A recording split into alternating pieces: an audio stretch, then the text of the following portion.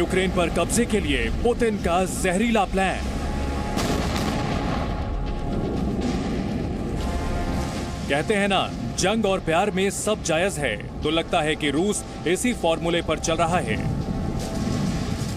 अमेरिकी मीडिया की खबरों की माने तो जंग में ज़ेलेंस्की को मात देने के लिए रूस हर तरह का हथकंडा अपना रहा है।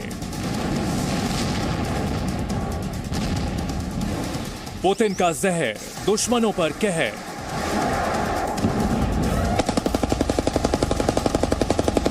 दोनों देशों के बीच बातचीत के जरिए शांति की कोशिश हो रही है, लेकिन इस बीच ये खबर भी आई है कि वार्ता में शामिल रूसी अरबपति अब्रामोविच और यूक्रेनी शांति वार्ताकारों को कीव में हुई बैठक के बाद जहर दिया गया था। दिल में आग, पुतिन करेंगे बर्बाद। यूक्रेन की तबाही की ये तस्वीरें इस बात की गवाह हैं कि पुतिन अपनी बातों को सच कर दिखाना चाहते हैं।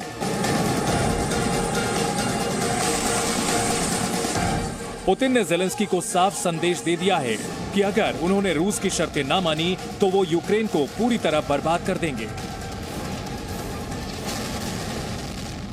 आज मैं सुमित चौधरी और मेरे कैमरा पर्सन अमित कुमार आपको एक्सक्लूसिव ग्राउंड रिपोर्ट दिखाएंगे और ये भी बताएंगे आखिरकार कि करीबन 30 दिन हो चुके हैं, लेकिन अभी भी यहाँ पर जंग किसी तरीके, ये पहला ग्रुप होगा मीडिया ग्रुप जो यहाँ पर इस समय पहुंचा है, और मैं आपको बताऊंगा कि आखिरकार ग्राउंड पर किस तरीके की अभी भी रिपोर्टिंग या फिर अभी भी किस तरीके की सिचुएशन बनी हुई है।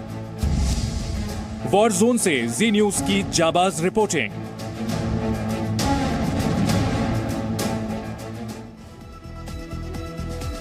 और सुमित चौधरी हमारे साथ मॉस्को से जुड़ चुके हैं। सुमित, अहम खबर यह आई कि टर्की में 3 घंटे की बातचीत के बाद शांति की उम्मीद जगी है। समझौते का मसौदा यूक्रेन ने सौंपा है रूस को।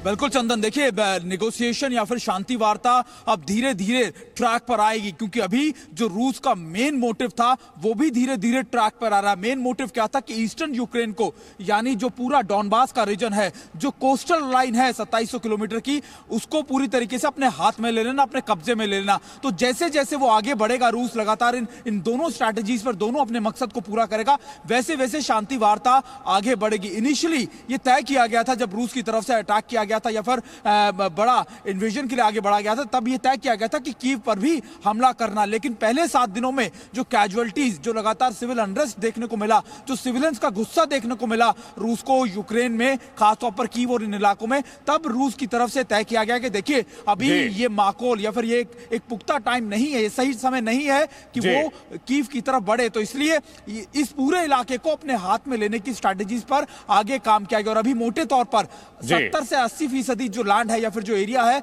उसको डोमिनेट कर रहा है रूस। और जल्दी ही आप मानिए कि मैरिपोल, खार्किव और सुमी, इन इलाकों के अंदर जब रूस अपना झंडा फहरा देगा या फिर अपने कब्जे में ले लेगा, उसी के बाद नेगोशिएशन पर दोनों आमने सामने, जो राष्ट्रपति हैं वो आमने सामने बैठेंगे। बहुत शुक्रिया सुमित इस पूरी जानकारी के लिए। तो अब बातचीत एक सार्थक दिशा में आगे बढ़ती हुई दिख रही है, लेकिन रूस के राष्ट्रपति व्लादिमीर पुतिन ने आखिर ऐसा क्यों कह दिया कि वो यूक्रेन को बर्बाद करके ही मानेंगे? ज़ेलेंस्की की बातचीत के लिए तैयार होने की बात कहने के बावजूद क्यों भड़का पुतिन का गुस्सा, पुतिन की धमकी, और इस धमकी का जहर वाली साजिश से कनेक्शन की पड़ताल करती हमारी ये रिपोर्ट देखिए।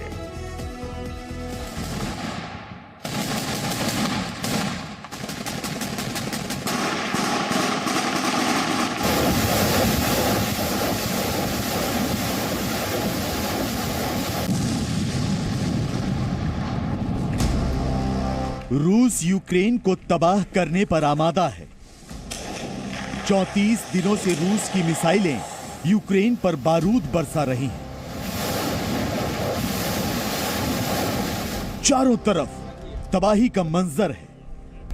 शहर के शहर खंडहर में तब्दील हो चुके हैं। मलबों में सांसों की तलाश हो रही है। और इस सब के बीच एक गौर करने वाली बात यह है कि दोनों देशों में संवाद भी जारी है। तुर्की के इस्तांबुल में दोनों देशों के नेताओं की बैठक हुई। यह बैठक 3 घंटे तक चली। तो इसी बीच यूक्रेन के राष्ट्रपति वोलोदिमीर ज़ेलेंस्की सीधे पुतिन से बात करने को तैयार नजर आए। लेकिन पुतिन ने साफ कह दिया कि शर्तों को मानने के बाद ही मुलाकात हो सकती है। यही नहीं, ज़ेलेंस्की के एक लिखित नोट की वजह से पुतिन भड़क उठे और कहा कह दो, मैं उन्हें बर्बाद कर दूंगा। दूसरी तरफ रूस के रक्षा मंत्री ने भी नेटो को यूक्रेन की मदद करने को लेकर आगाह किया, तो चंद घंटों के भीतर मिकोलाइव शहर के प्रशासनिक भवन पर मिसाइल से हमला हो गया। मतलब साफ है, रूस रुकने को तैयार नहीं है। ज़ेलेंस्की की जिद के आगे अपने प्लान से पीछे हटने को तैयार नहीं। लेकिन रूस और यूक्रेन के बीच चल रही जंग ना रुके और ऐसी ही तबाही होती रहे, इसके लिए एक खतरनाक साजिश रची जा रही है। इस साजिश के तहत उन शांति वार्ताकारों को निशाना बनाया जा रहा है जो दोनों देशों के बीच सुलह की कोशिशों में जुटे हैं। अमेरिकी अखबार वॉल स्ट्रीट जर्नल की एक रिपोर्ट के मुताबिक रूस के अरबपति रोमन अब्रामोविच और यूक्रेन के शांति वार्ताकारों को बातचीत के दौरान जहर दिया गया था। दोनों के शरीर से जहर के लक्षण मिले हैं। वार्ता के बाद उनकी आंखें लाल थी, शरीर में तेज दर्द और लगातार आंसू बह रहे थे। इसके अलावा उनके हाथों और चेहरे की त्वचा छिलने लगी थी।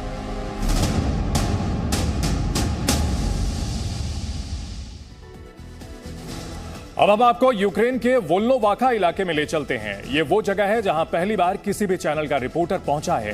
वॉर जोन के इस इलाके से हम आपको दिखाएंगे हर उस इलाके की सच्चाई जो अब तक आपके पास नहीं पहुंच पाई है। कैसे यूक्रेन के सैनिक सरेंडर कर रहे हैं और कैसे यूक्रेन के हथियारों और टैंकों पर रूस ने कब्जा किया है।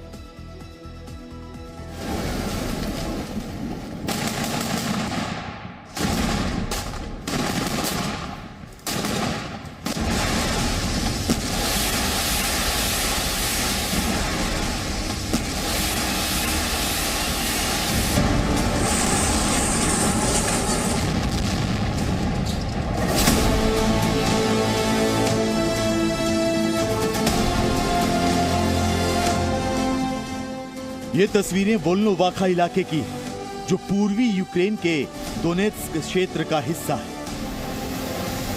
ये वो इलाका है जो मरियुपोल से सबसे करीब है और इस समय सबसे ज्यादा मिसाइलें मरियुपोल और उसके आसपास के इलाकों में भी गिर रही हैं।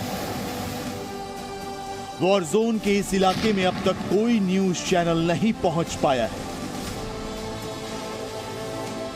जी न्यूज वो पहला चैनल है जो इन इलाकों तक पहुंचा है। जी न्यूज के कैमरे पर पहली बार आप वॉर जोन की एक्सक्लूसिव तस्वीरें देख रहे हैं।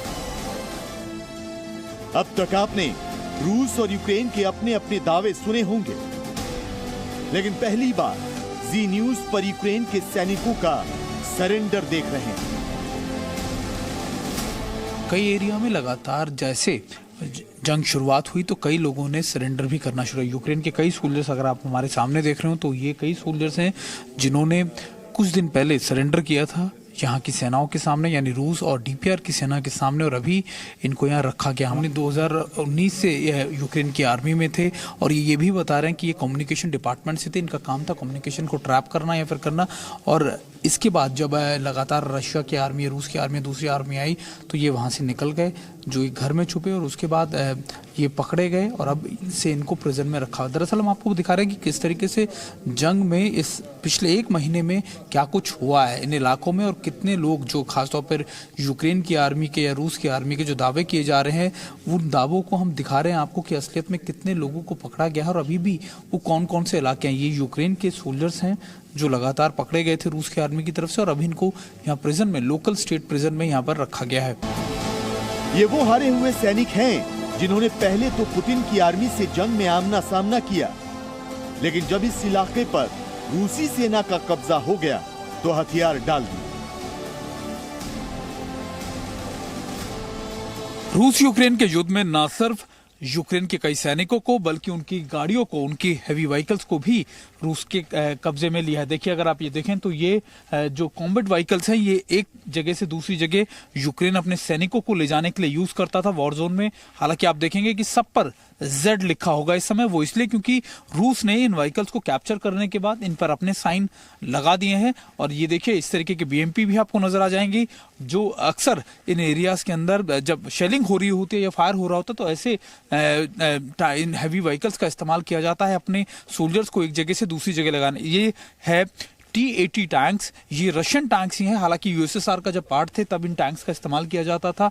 और अभी यूक्रेन के पास भी कुछ ऐसे ही हथियार हैं जो बिल्कुल रूस के पास थे, तो ऐसे हथियारों का इस्तेमाल दोनों देश किया करते थे। और इन टैंक्स को, इन हैवी आर्टिलरीज को, खासतौर पे टैंक्स को, BMPs को, इन व्हीकल्स को, कॉम्बैट व्हीकल्स का जो कैप्चर किया गया है वो रूस की तरफ से किया गया। अगर आप ये देखें ट्रक्स भी हैं जो यूक्रेन के सोल्जर्स को ले जा रहे थे। और अभी मैं आपको बता रहा था कि किस तरीके से अभी जो मैं अपने कैमरा पर्सन अमित को कहूँगा, अमित अगर लेकर आए तो दिखा रहा था कि कितने ज़्यादा भारी मात्रा में बड़े हैवी व्हीकल जो हैं वो कैप्चर किए गए हैं और इन जगहों पर लाकर रख दिए गए हैं ताकि इनका इस्तेमाल अब जो रूस के सैनिक है वो अपने लिए कर सके। कई दिनों तक लगातार बमबारी के बाद वोल्नोवाखा कस्बे का मानो वजूद ही मिट गया है। पूरे शहर में चारों तरफ सिर्फ इमारतों के मलबे नजर आ रहे हैं। Presenting B News app, available on Google Play and App Store. Download it now.